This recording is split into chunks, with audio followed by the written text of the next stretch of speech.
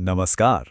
तो चलिए, आज हम प्राचीन भारतीय महाकाव्य नल पुराण के एक बहुत ही दिलचस्प अध्याय में उतरते हैं। ये एक ऐसी कहानी है जिसमें प्यार है, धोखा है और ढेर सारा जादू भी।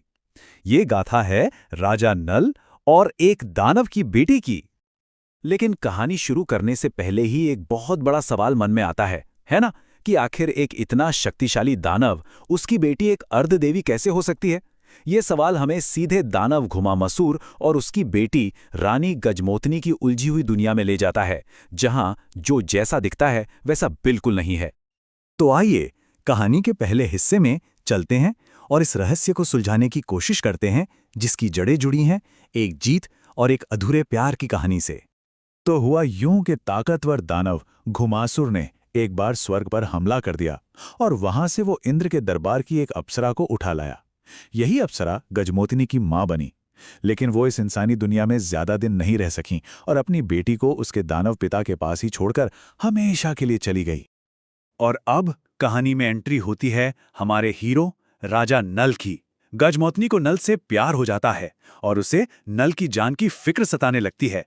वो अच्छी तरह जानती थी कि उसका पिता नल को जिंदा नहीं छोड़ेगा, इसलिए उसने एक बहुत ही खतरनाक प्लान बनाया, अपने ही पिता से उसकी अमरता का राज उगलवाने का। घुमासुर कोई बेवकूफ नहीं था। वो अपनी बेटी के सवाल के पीछे का मकसद समझ गया था। उसके शब्दों में ये शख्स साफ छलकता भी है। फिर भी अपनी बेटी से प्यार या शायद अपने घमंड के चलते उसने अपना सबसे बड़ा राज उसे बता ही दिया, और यही राज आगे चलकर उसकी हार की वजह बना। और जरा सोचिए, उस दानव का राज था भी तो क्या? उसकी जान एक नन्ही सी चिड़िया में बंद थी। और वो चिड़िया कहाँ थी? 7 दरवाजों वाले एक किले के अंदर, उसके आखिरी कमरे में। वहां एक छिपा हुआ कुआं था जिसके अंदर एक पिंजरा लटका था, और उस पिंजरे के अंदर थी वो चिड़िया। मतलब एक ऐसी पहेली जिसे सुलझाना लगभग नामुमकिन था।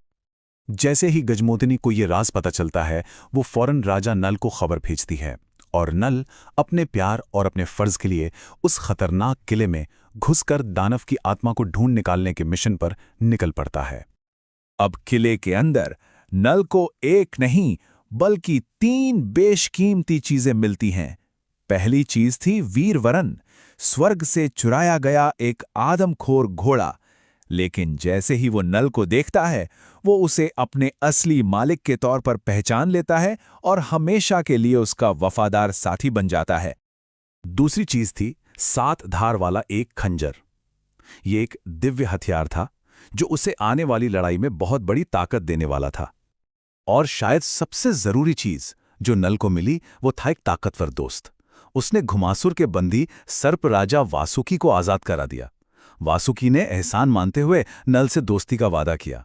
ये एक ऐसी दोस्ती थी जो आगे चलकर कहानी में एक बहुत बड़ा मोड़ लाने वाली थी। तो अब हथियार हाथ में, दोस्त साथ में, राजा नल और दानव घुमासुर के बीच की आखिरी लड़ाई का मंच पूरी तरह तैयार था। आखिरकार नल उस चिड़िया तक पहुंच ही जाता है। और सोचिए, जैसे ही नल उस चिड़िया के पैर तोड़ता है, मीलों दूर बैठा वो ताकतवर घुमासुर अचानक कमजोर पड़ जाता है। जो दानव कभी हार नहीं सकता था, वो दर्द से चिल्लाता हुआ अपने घुटनों पर आ गिरता है। लेकिन अपनी हार को सामने देखकर मरता हुआ दानव अपनी ही बेटी गजमोतनी को एक भयानक श्राप दे जाता है। जीत का वो पल एक झटके में मातम में बदल जाता है और उन दोनों के आने वाले कल पर एक अंधेरा सा छा जाता है। खैर, घुमासुर की हार के बाद नल और गजमोतनी शादी कर लेते हैं। वो खुशी खुशी नल के जहाज पर लौटते हैं, जहां उसके व्यापारी मामा हीरा और पन्ना पहले से ही उनका इंतजार कर रहे थे। पर जब मामाओं ने नल की ये नई ताकत देखी, उसकी खूबसूरत पत्नी गजमोतनी को देखा और उसके पास का बेहिसाब खजाना देखा, तो उनके मन में डर और लालच एक साथ भर गया। उन्होंने एक खौफनाक साजिश रची, नल को रास्ते से हटाकर सब कुछ खुद हड़प लेने की। और फिर एक ऐसा धोखा जिसकी किसी ने कल्पना भी नहीं की होगी। नल के अपने ही सगे मामा उसे आधी रात के अंधेरे में उठाकर समुद्र में फेंक देते हैं, ये सोचकर कि वो वहीं डूबकर मर जाएगा। लेकिन कहानी यहां खत्म नहीं होती। ये नल का अंत नहीं था, बल्कि ये तो उसके एक नए सफर की शुरुआत थी। एक ऐसा चमत्कारी बचाव जो उसे एक ऐसी दुनिया में ले जाने वाला था जिसके बारे में उसने कभी सोचा भी नहीं था। सर्प राजा वासुकी याद है? उसी का दिया हुआ एक जादुई हार नल की जान बचाता है। वो उसे डूबने नहीं देता, बल्कि सीधा उसे नागों के राज्य पाताल लोक में अपने दोस्त वासुकी के पास ले जाता है। पर पाताल लोक पहुंचकर भी नल की मुश्किलें कम नहीं हुईं। वासुकी के बेटे तक्षक ने गलती से उसे डस लिया, जिससे नल लगभग मौत के मुंह में पहुंच गया। लेकिन सही वक्त पर वासुकी ने आकर अपने दोस्त को बचा लिया, और ठीक होने के बाद नल ने उससे अपने साथ हुए धोखे की पूरी कहानी सुनाई। अपने दोस्त की कहानी सुनकर वासुकी का खून खौल उठता है और वो नल की मदद करने का फैसला करता है। वो नल को एक जादुई चीज देता है, एक ऐसी अंगूठी जो उसे अपना खोया हुआ राजपाट और अपनी रानी वापस दिलाने में मदद करेगी। अब ये कोई मामूली अंगूठी नहीं थी, इसमें जादुई शक्ति थी।